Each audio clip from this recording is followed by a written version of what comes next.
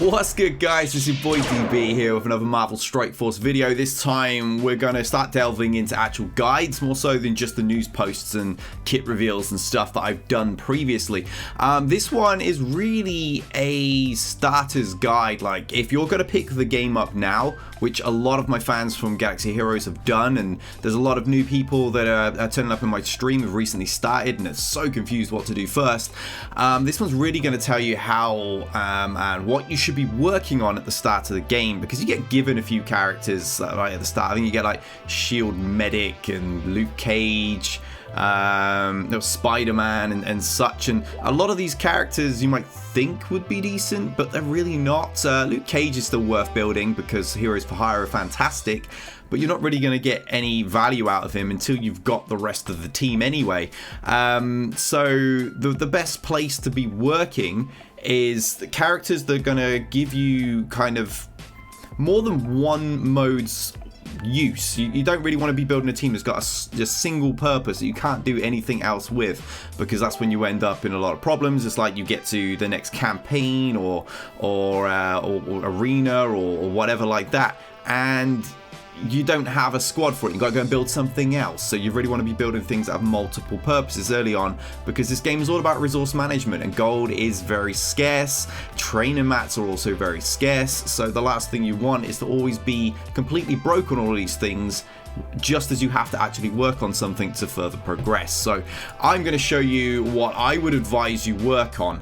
If we just switch scene to the emulator, first off, it's got to be, for me, it's Avengers Wave 1. And the reason for this is because it's going to carry you an arena for starters against the non-whales. Obviously, the whales are going to have the latest shiny toy and you're going to get smashed. And there ain't nothing you can do about that, I'm afraid. So, I mean, you're going to get smashed by those guys and girls, even if you have the new shiny toy. But theirs is stronger than yours, so that's just how these games are, and that's something you accept when you play these, and it's never going to change. So, but everybody else is going to be running like random squads. They're going to have like Wolverine with, I don't know, Daredevil and stuff like that. You're going to run circles through those teams, and you're probably going to be up somewhere in that top 200 rank, I suspect, which is a decent place to be in regards to cores and currency and stuff like that. That they're also, not only do they work nicely there, they're going to carry you through those campaigns, and they're needed at the end of the game in Doom War, which is actually not a war, it's another campaign, but that's the name of it anyhow. And Doom War actually gates a lot of the end game things you'll need, the likes of Yellow Jacket, who you're going to need in order to get Jubilee for the Astonishing X-Men, who you also need to unlock with Adam Warlock. So there's a lot of things later game that you're going to need decent teams in order to get through that Doom War to get. And there's a lot of gear that's important in there as well, for the likes of Gear 14 and 15. So to be able to farm it and take those big steps at the end of the game, this is one of the teams you're going to need anyway. I had to build mine up in a panic in order to get through there because I'd neglected them previously. And they're pretty easy farms as well. For starters, though, the first 5 you're going to want is literally the top 5 here. Iron Man is, well, he's pretty trash, hence why mine is still gear 9. I don't bother with Iron Man. Admittedly, if you do have some crazy like high Red Star gear 15 power armor team, there could be some pretty scary damage and some effective teams you can beat with them, but it's a real expensive investment for what they do, and I just wouldn't recommend Iron Man unless you just don't have one of the other characters yet. So the primary team would be this 5 right here. So we have Black Widow starting off. You can use her in the Skilletary team as well, in likes of Blitz and things like that. She's a very, very easy farm. She's right at the start in the first wave of the villains campaign, so a very low cost farm, easy to get together. Next up we have Thor, who I believe is in one of the stores. He's not there right now, so he's obviously one of the ones that rotates in and out.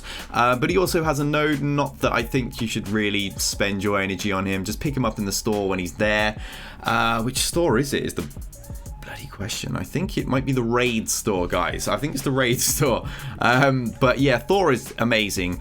He is part of the Asgardians team, but the Asgardians team has fallen off heavy. It's no longer what it was. most end gamers don't even use Asgardians in anything anymore. They pull Loki out and they stick him with the New Warriors. Some people also put Hela in that New Warriors team as well. And then then Thor goes with the Wave 1 Avengers, and Sif and Heimdall really, they're not that great. You kind of just stick them in a garbage team early on in your Blitz rotation and you forget about them these days. But yeah, they used to be a great team, but really now, in my opinion, Thor's best place is with the Wave 1 Avengers. I shouldn't have clicked that. I could have just scrolled through. Hawkeye is up next. I don't remember where he's farmed either. Okay, very, very early on in a Heroes campaign. So that's going to be probably one of your first farms, is my suspicion. You'll probably be getting in on Hawkeye very, very quickly.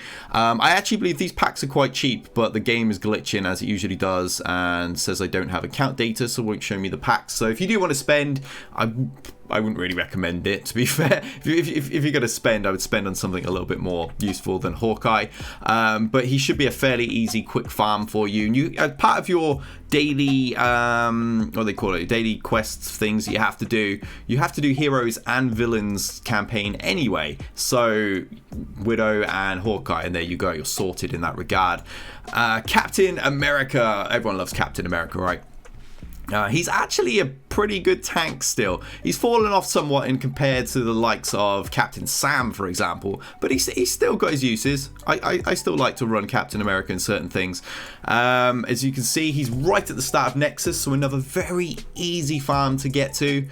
And then lastly, we have Hulk, who we get through the achievements and such. So you'll get Hulk fairly quick. It'll take a long time to max out on the stars and things, but stars are not what they are in other games in Marvel Strike Force. Marvel Strike Force, none of the gear levels, none of the modes, except DD1, are gated by stars. Stars really just boost your health pool, more or less, and some of your other stats a little. But you can highly develop characters at 2-star and get use out of them in this game. It's one of my favorite things about it. So yeah, just get him unlocked and throw him in your squad. Now, some people, you know, at the start you might not have Hulk, you might not have Thor and things like that. He might be a pain and not appearing in the stores for you. So who else can you plug into the team to make do at the start? Obviously, Iron Man is an option. The problem is he's a legendary and you might not have what you need to actually unlock him in the first place. I believe Iron Man is SHIELD members, so likes of Captain American stuff can be used to actually unlock him anyway. So you could use him temporarily. Captain Marvel is another option. She's a fantastic character. She's fallen off compared to how she used to be. Still a lot of great use out of her. Other than that, you can just stick in anyone from SHIELD. Vision actually is another option. Some people will throw in even Scarlet Witch, but yeah, anyone from SHIELD could go, and theoretically you could just chuck in SHIELD Trooper or SHIELD Assault for a week or so until you've got the actual character you want. Spider-Man is another one you could temporarily throw in. Just don't build your team around him because he's trash and you don't want to waste all your gear and stuff. These are literally like temporary replacements I'm talking about. That right there is the Alpha Squad.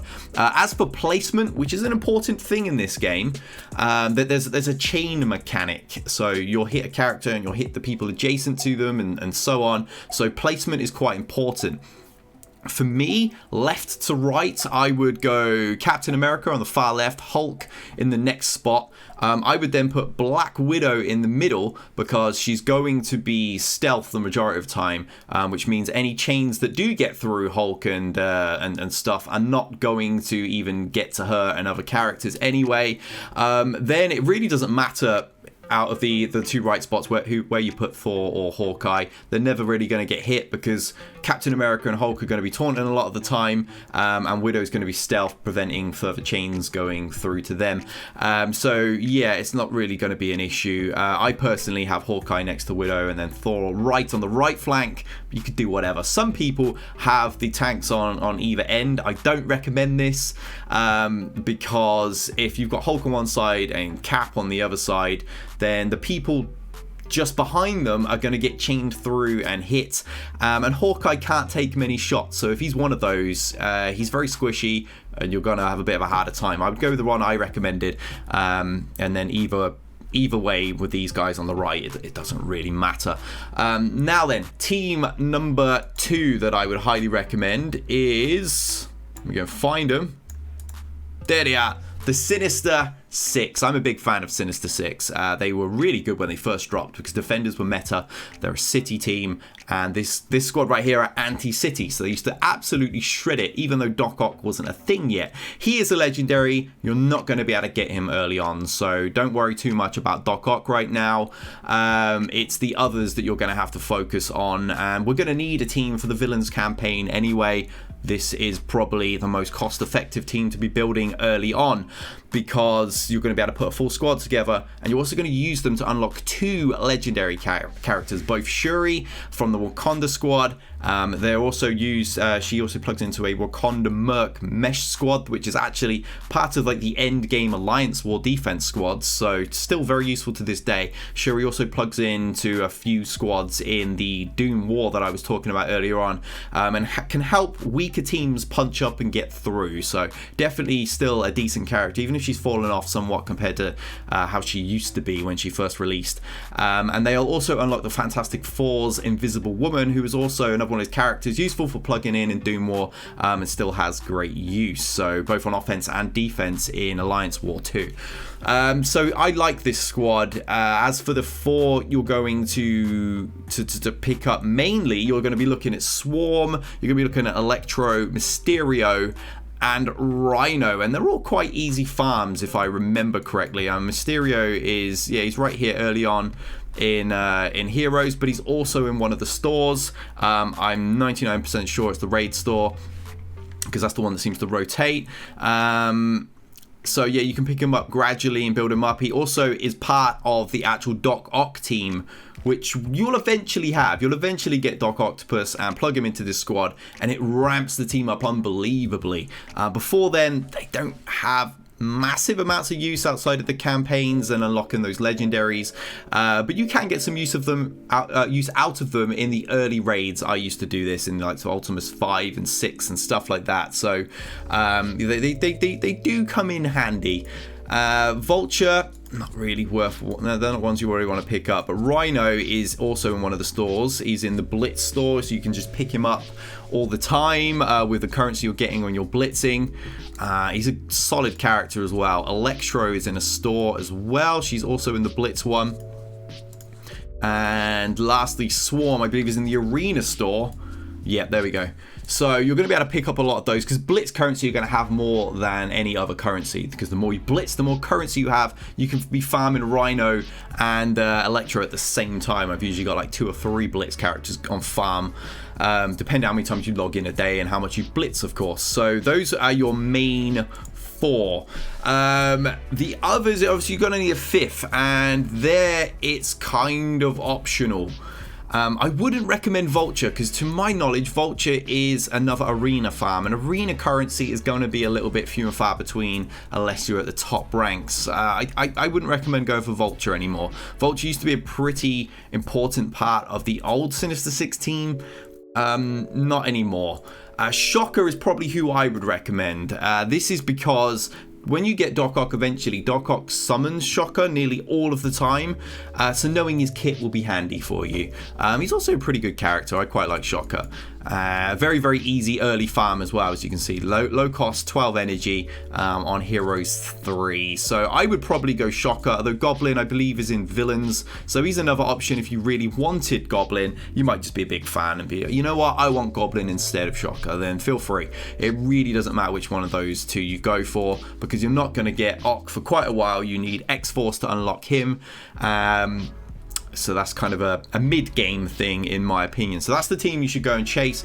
As for their placement, left to right, I would go Electro, then Ock. Then you're going to want Swarm, Mysterio, and a Rhino far on the edge. The reason I like that setup is because those that are going to be hitting Rhino when he's taunting are going to chain through and hit Mysterio.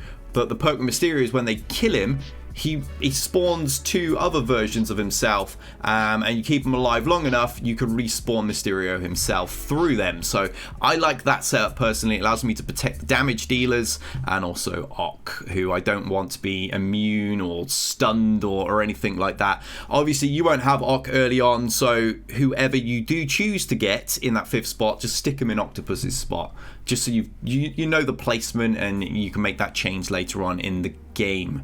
So the final team, the 3rd squad I would recommend getting is going to be these bad boys, the Guardians of the Galaxy. Fantastic early game raid team, and they're pretty useful in the campaigns and such as well, so you're going to get a lot of use out of them. I actually used the Guardians to defeat DD1. I got there before DD2, so most people get to Dark Dimension 2 first. I had so many high stars from just grinding and not understanding initially those differences between Marvel Strike Force and Galaxy Heroes that I ended up with a high star team. So I was running through there with my Guardians, and they did a good job, made it quite easy for me to get to those tier 13 characters. So yeah, Gamora first up is actually part of the current arena meta, though that looks likely to change with the arrival of the Eternals. But she's part of the Infinity Watch team as well, and she's incredible, a character you can definitely just ramp that gear up, get those stars up, boost the ISOs on, the T4 abilities, these ones right here, and just obliterate everything. Have her carry the team. That is highly what I would recommend you do. She's a very easy farm in the Blitz store. Next up, Star-Lord is a legendary, but this team you're going to be using will unlock Star-Lord, and Star-Lord really gives that team a little bit more oomphy. He increases abilities, the cooldowns on them and stuff, and he blinds people. He hits fairly hard as well once you gear him up, and he's very, very useful in those early Dark Dimensions. I used him in both DD1 and DD2. He's only in my 2nd run of DD1, but I used him in DD1 and 2, and you're definitely going to want him if you're using them as those early Ultimus 5 and 6 raid teams. So but he's not someone you're going to have straight away until you've built up the others anyway. Rocket, amazing character. His AoE is devastating. Mine's only gear 11, but I was using that quite effectively in those early Ultimus runs. Where is he farmable? He's got to be raid store because he doesn't show quite right now, and that's the one that rotates. So yeah, he's in the raid store. Next up, you're going to want Drax, I know he's in the arena store already. I'll show you guys just so you know. He's right there in the arena store. Another character you're going to want to pick up. Really good tank, actually. Drax still to this day gets dragged into like various as a plug-and-play tank because he's got a pre-taunt, so he gets dragged into a few teams. A lot of people were using him with Asgardians at one point once they took Thor out and put Thor with the Avengers. Some people were sticking Drax on the flank so you couldn't shut down Loki and take the stealth element out of the squad. So yeah, Drax still occasionally you'll come across him in likes of Alliance War and things, so useful character. Groot's great. I love Groot. He's got death proof, which especially early on when this team were around was a really big deal. There's a lot of characters now that can just dispel it very easily, but it wasn't quite the case back in the day. Groot's a decent character. He's a fairly early farm in Nexus. I couldn't remember if it was Nexus or Villains, but he's in Nexus. A bit more costly than those other farms we've come across. You see, I haven't quite 7-starred mine yet. He's the only reason I don't have a 7-star Star-Lord. But yeah, he's a very easy early farm. And then Mantis, who will be the main 5th member once you finally have an Infinity Watch team and take your Gamora elsewhere. I don't really use mine ever, hence why she's still gear 9. She's in my Blitz rotation, and that's it. When I have to use Guardians in the Gamma Raid, I plug in Gamora in her spot and just have Gamora carry everything. But if I remember, she's also a really easy, yes she is, she's in Blitz as well. She's in the Blitz store, so another very, very easy farm. And that's the reason I'm recommending these teams to you guys, because they're all easy to get early on for you to piece together and start making that progress. So you can actually get to the things you need to get to increase the amount of resources you have to work on those mid and end game teams. Now, as for placement with this squad as well, I've written this down, so let me just quickly find this. On the very far left, I use Drax because he's going to be your main taunting tank Groot taunts as well, but your main taunting tank is going to be Drax. Next to him on the next space on the left is going to be Groot, because if Drax's taunt's taken off, you're going to pop a taunt with Groot as well. Get that death proof off as soon as you can with him to keep the team going. In the middle, for me, it would be Mantis or Gamora, depending who you're running at that point. Then you would place Raccoon in the next spot, and lastly you would have Star-Lord over on the far flank, because he's going to feed that energy to Rocket to spam those AoEs. Obviously, if you don't have Star-Lord, then you're probably going to be placing Gamora in the middle, Mantis next to Gamora, and Rocket on the far flank, just to keep him as far away from those tanks as possible, so he's not being hit in those chained attacks. And that's your lot, guys. Those are the 3 teams you want to be working on, and the reasons you want to be working on them. If you have any more questions, just drop a comment below. Be sure to like and subscribe. And I've also got a Discord channel which you can find in the pinned comments and also in the description and stuff, where you can reach out to me and many other veteran players of Marvel Strike Force for any advice on these characters. We're helping many people on my Discord server and in those daily live streams Monday to Thursday on Twitch. So I'll catch you guys then. Thank you for watching, and until next time, we out of here.